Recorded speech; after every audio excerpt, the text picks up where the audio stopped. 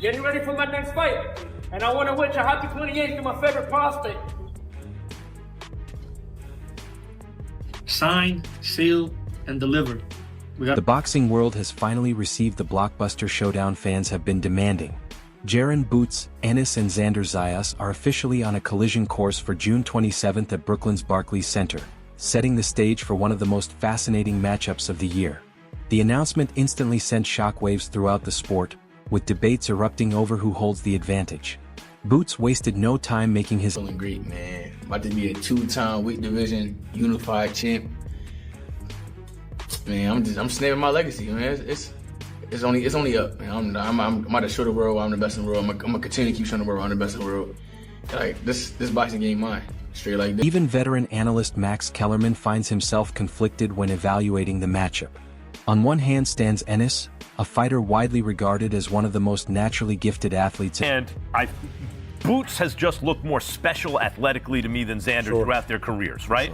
On the other hand, when you said Xander got better, Xander was so precocious. He was such a young fighter when we first saw him. The excitement surrounding the matchup has even drawn the attention of Hall of Fame legend Roy Jones Jr., who offered a detailed breakdown of the skills both fighters bring into the ring.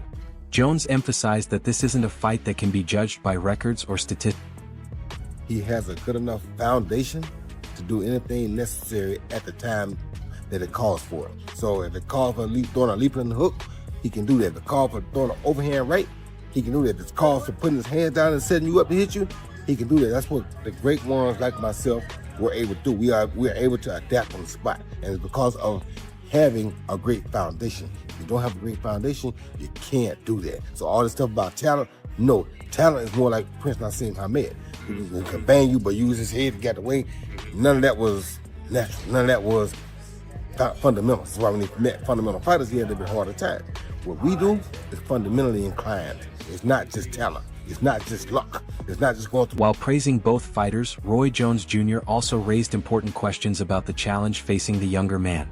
Competing at the highest level of professional boxing requires far more than talent alone. Experience. Not long ago, I found out how good Xander really is. So Xander is a good fighter, but I don't know if he's on Boots level. Former contender Gabriel Rosado believes one factor is being overlooked by many observers: the sheer physical presence of Xander Zayas. According to Rosado, Zayas is not simply a technically gifted boxer. He is a naturally large, powerful athlete whose size could significantly impact the fight. Rosado warned from Puerto Rico. He showed that boxing ability, nice jab, nice movement, good stamina, endurance. And he's a big dude, man. I went for a jog with him in Puerto Rico. I'm like, how big are you, dude? He walks like 190, man. He's a solid big guy. So he's bringing that weight and that size as well into that. Rosado also expressed surprise at the willingness to pursue such a dangerous matchup at this stage. In an era where many fighters carefully navigate their careers and avoid unnecessary risks, choosing the most difficult available opponent speaks volumes. Rather than taking a safer... In Puerto Rico, he showed that boxing ability, nice jab, nice movement, good stamina, endurance. And he's a big dude, man. I went for a jog with him in Puerto Rico. I'm like, how big are you, dude? He walks like 190, man. He's a solid big guy. So he's bringing that weight and that size as well. Beyond the action inside the ropes, Rosado expects the atmosphere to become a major storyline on fight night. With thousands of passionate fans packing Barclays Center, he believes the energy could be unlike anything either fighter has experienced recently. Every exchange will be met with deafening reactions, every momentum shift magnified. You have to take, man. You know, he's a two-division champion right now. And for him to choose the toughest guy on paper right now, I mean, skill-wise, Boots, it's crazy. You know, it's crazy. He could have went a different route, but he chose the best. Trainer Stephen "Breadman" Edwards views the fight through a completely different lens. He suggested that decisions of this magnitude are rarely made without careful analysis behind the scenes. According to Breadman, teams at the highest levels spend countless hours studying footage, identifying tendencies, and searching for weaknesses. I mean, somebody's pushing it. Maybe he is pushing it because top ranks matchmakers, bro, they got the best odds in the game. Bruce Trampler, Brad Goodman, Carl Moretti, them guys know what they're looking at. And I'm not saying I haven't talked to them and asked them. I don't ask people their business like that. But they know that Boots is the real deal.